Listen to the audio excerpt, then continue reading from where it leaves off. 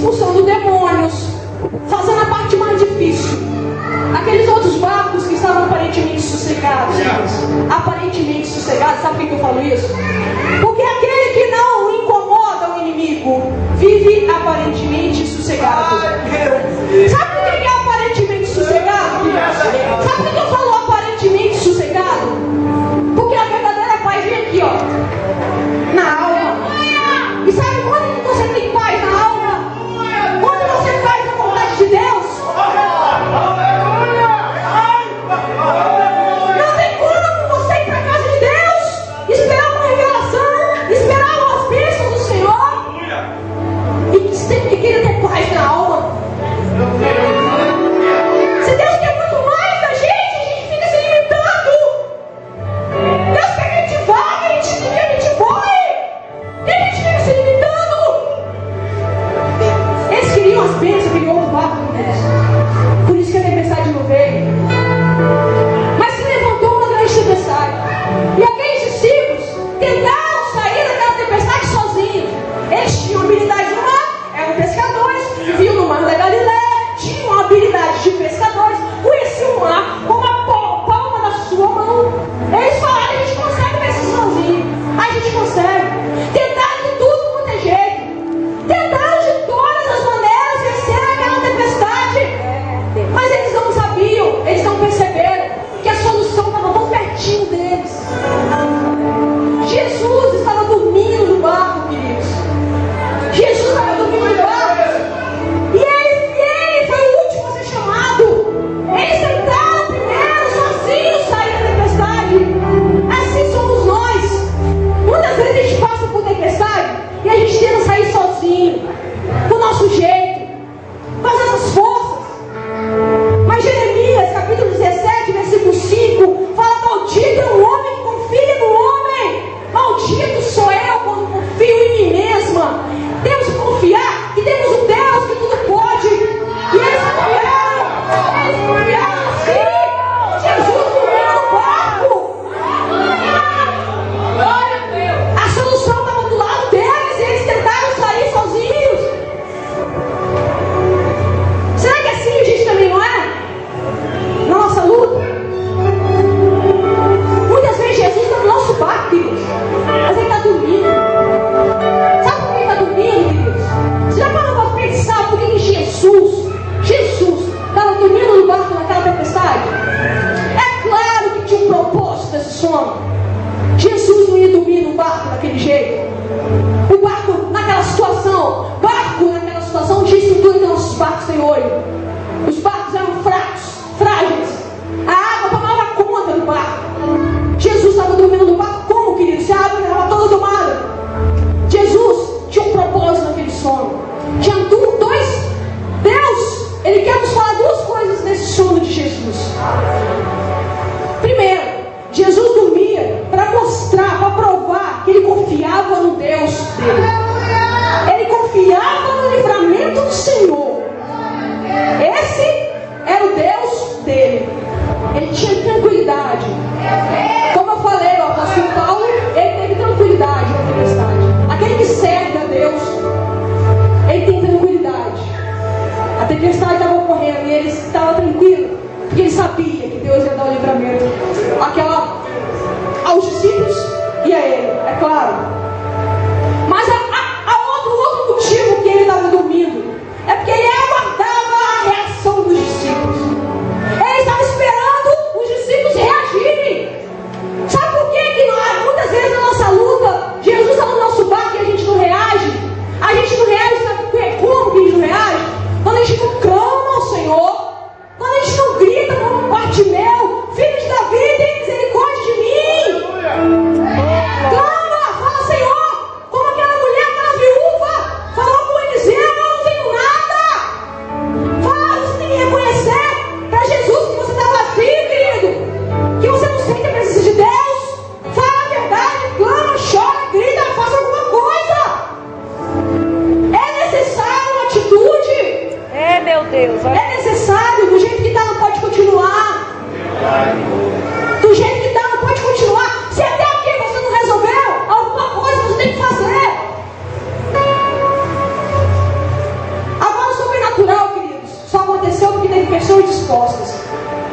dispostas a ir com Jesus. É lógico que Jesus estava no barco, mas tinham pessoas dispostas, pessoas que queriam pregar o Evangelho, pessoas que não mediam esforço para pregar o Evangelho.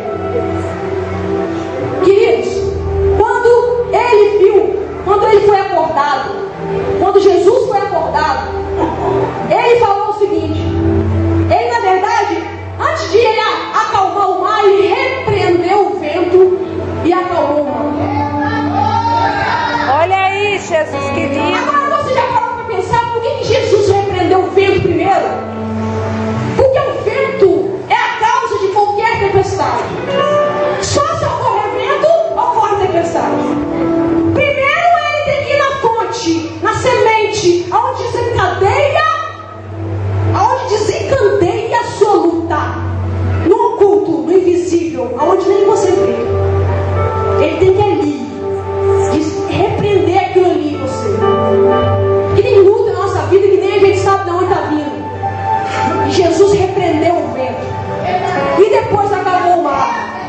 Aleluia! Por isso, querido, não tem luta, não tem tempestade que nosso Deus não pode acalmar. Aleluia! Não existe luta em nossas vidas que nosso Deus não pode fazer assim, ó. Aleluia! E mandar para bem longe. O nosso Deus é maravilhoso. Queridos, quando ele repreendeu o vento e acalmou o mar, os discípulos chegaram e falaram: quem é este que até o vento e o mar lhe obedecem? Meu Deus do céu. Quem é este que até o vento e o mar lhe obedecem? Eu teria até vergonha de fazer uma pergunta dessa, depois de ver muitos sinais, maravilhas, prodígios, coisas maravilhosas eles vivenciaram 24 horas ao lado do Mestre Jesus, e ainda estão perguntando: quem é este? Será que conosco também não é a mesma coisa? Nós vemos tantas coisas Deus fazer conosco, tantos livramentos, tantos sinais Deus tem nos dado, que Ele é conosco. Tem usado profetas, usado pastor, usado a pastora, usado os pregadores que vêm aqui para falar que é conosco. E a gente pergunta: quem é este? Deus, Ele quer desenvolver conosco. Quando Ele perguntar assim, Jesus falou para eles o seguinte: por que sois tão tímidos? Ainda não tendes fé? Queridos, sabe por que Jesus falou isso com eles? Por que sois tão tímidos? Porque nós somos tímidos. Porque se nós fôssemos mais ousados, como Pedro foi, se fôssemos andar sobre o mar, se nós fôssemos mais ousados, nós alcançaríamos mais de Deus. Deus quer nos dar mais. Só que a gente tem a nossa timidez. Timidez é o quê? Falta de intimidade.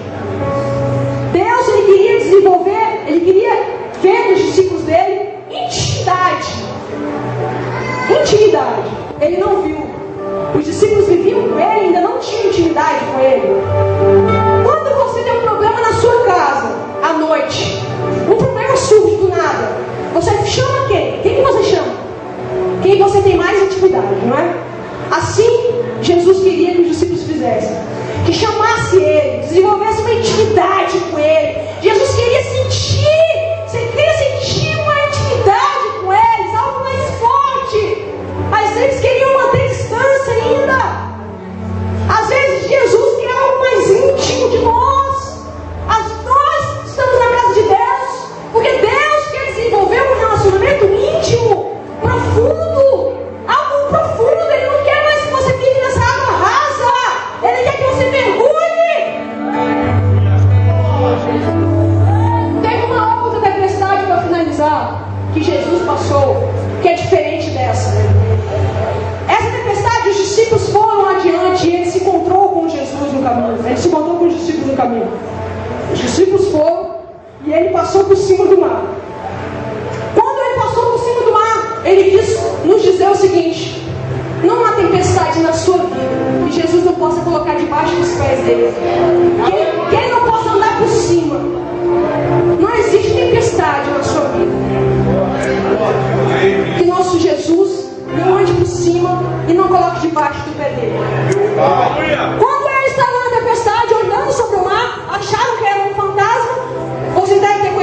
passagem também, acharam que era um fantasma. Pedro, intrépido, corajoso, falou assim: se é tu, mestre, me leve que ande com você nas águas. Ele falou: venha. Ele foi. Quando ele estava no mar, quando ele estava naquela tempestade, Jesus segurando a mão dele, e a tempestade vindo, e ele com medo, e a tempestade vindo. Queridos, Jesus está segurando você na mão, e você está olhando para as circunstâncias da sua vida, você está olhando para a tempestade, você está olhando para a dificuldade, você está olhando para esse furacão que parece estar na sua vida. Segura na mão do Senhor Jesus, senão você pode naufragar, querido. Quando ele segurou na mão dele, ele viu que ele estava dando fé, ele foi devolver o Pedro para o barco. Sabe o que ele quis dizer para a gente? Que não importa a tempestade que a gente esteja vivendo, o melhor lugar, o lugar mais seguro é o barco. O barco é a casa de Deus. Não importa a tempestade que você vivencie, a casa de Deus é o melhor lugar para se estar na tempestade. Ou seja, essa noite, Deus te trouxe aqui para te dizer o seguinte: que essa tempestade que você está vivendo não vai naufragar. Você não vai naufragar. Mas Ele quer que você acorde Ele. Ele quer que você reaja. Ele quer que você tenha uma atitude de fé. Que você queira tocar em Jesus. Como aquela mulher do fluxo de sangue. Ela tocou em Jesus e Jesus falou assim: alguém me tocou. E Pedro falou com ele: que é isso, mestre? Tanta pessoa te tocando, você falou que alguém me tocou? Ele não, mas eu senti sair virtude de mim. Alguém me tocou diferente. Oh, glória! Sabe por que muitas vezes a gente não recebe algo de Deus? Porque a gente não toca Jesus diferente. A gente não faz algo diferente para Deus. É sempre a mesma coisa. É sempre a mesma coisa. Procura fazer algo diferente para Deus, para você ver o que vai acontecer. Procura. Eu falo isso porque eu sei em quem eu creio e com quem é o Deus que eu sigo. Eu sei. Queridos, quando você ora a Deus, eu quero te dizer o seguinte: quando você ora ao Senhor, você pode parecer que nada acontece, mas no livro de Atos dos Apóstolos, capítulo 16, você pode observar o seguinte: quando Paulo e Silas oraram na prisão, a prisão, determinadas prisões são tempestades, só que isso.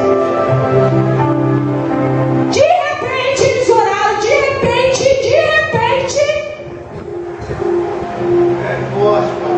aleluia! as prisões, os alicerces se quebraram, as correntes foram arrebentadas. De repente, uma atitude de repente, algo de repente, fez os alicerces se quebrarem, as correntes que aprisionaram eles se quebraram, e eles saíram da prisão. Eles poderiam sair da prisão naquele momento. Deus libertou eles da prisão por causa de uma oração. Nós vemos que uma atitude de fé. Aleluia, Deus! Todas as vezes que teve um milagre, teve uma participação humana. Todas as vezes. Deus, Jesus, você não pode pensar por que Jesus sempre perguntou o que queres que eu te faça? Às vezes chega para o cego e pergunta o que queres que eu te faça. Não está claro? Não está claro uma pergunta óbvia? Não está claro que ele quer ver? Mas sabe por que Jesus pergunta? Tudo que Jesus faz tem sentido. Ele pergunta porque ele quer ouvir você falar que você quer ver. Ele quer ouvir você falar que você quer ver, que você quer andar, que você quer voar nas asas do Espírito. Ele quer ouvir o que você quer dele. Não fique como aquele homem, aquelas pessoas dos barcos que a tempestade não alcançou. E parecia que estava tranquilo. Aquela tempestade só queria as bênçãos do Senhor. Não venha para Deus só queria as bênçãos. Sabe por quê? Eu vou te falar uma coisa: mais maravilhoso do que servir a Deus, mais maravilhoso do que receber as bênçãos do Senhor, é morar no céu, querido. Sabe o que me sustenta na vida? A certeza da eternidade. Oh, maravilha, Senhor. A certeza da eternidade faz a gente não temer nem a morte. Eu já passei pela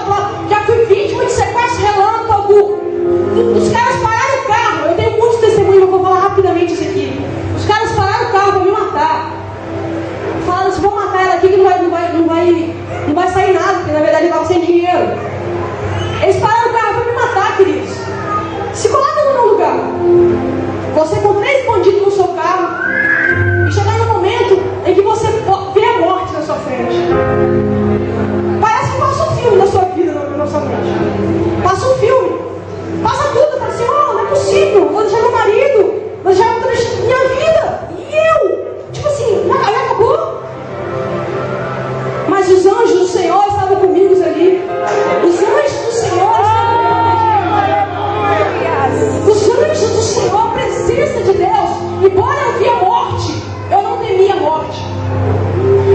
Diante do Deus vivo que eu tenho, que eu vivo, eu posso falar que agora, porque eu estou falando a verdade. Porque eu não vou falar mentira no lugar que eu não minto, principalmente no culto do Senhor. No momento em que eles falam que ia me matar, eu não temia a morte. Sabe por quê? Porque eu tenho certeza para onde eu vou. Quando a gente tem certeza para onde a gente vai, a gente não tem nada. Muitas pessoas foram apedrejadas, foram mártires na Bíblia Sagrada, e você às vezes não entende, né? Mas a gente tem certeza da salvação. Se você for estudar sobre as pessoas que morreram, e você não entende, você vê elas morrendo e louvando o Senhor. Elas sendo apedrejadas, sendo maltratadas, recebendo porradas e louvando o Senhor. Estevão abençoou ainda os que apedrejaram ele. Queridos, a certeza da eternidade, ela muda a nossa visão. A certeza do céu faz a gente passar por tempestade brincando. A tempestade vira nada perto do céu. O mais importante, queridos, é ir para o céu. Eu quero terminar para fazer uma oração por você.